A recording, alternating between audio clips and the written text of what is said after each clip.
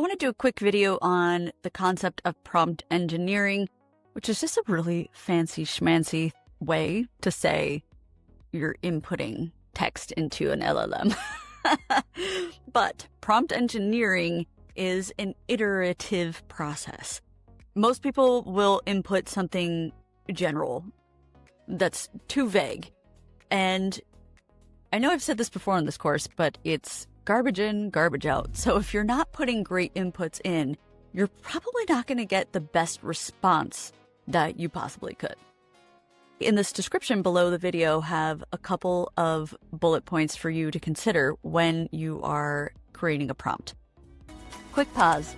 If you're a virtual assistant and you want more support around this topic, I've got resources for you linked below. Some of these tips include adopt a role. For some reason, AI really likes to adopt a role. There's even been papers to show that they respond a little better if you give it some direction, like, you are my marketing manager, or you are my SEO expert. It also helps immensely if you give the LLMs context. You can do that by either writing a few sentences to give it context for maybe a task or project that you're working on, or you can upload things like PDFs, pictures, screenshots, scans. The more detail you can give to the LLM, the more it's going to be able to read your context, understand your context, and give you a more nuanced response. The second tip I have for you guys is if prompt engineering is one of those things that you struggle with, or you just want to cut right to the chase, which I totally get and respect, you can even do something like a prompt optimizer. ChatGPT has a prompt optimizer. Sorry, the creator of ChatGPT has its own optimizer, which is great.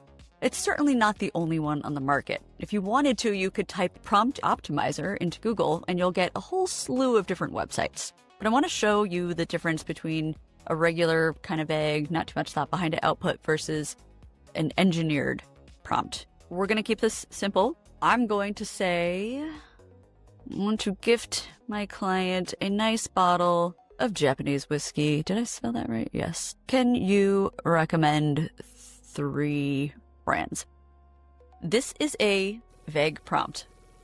Sure, it is pulling up options that we can then Google and do our due diligence and make sure that we think our client's going to like them. Of course, I love making up examples because sometimes they make no sense.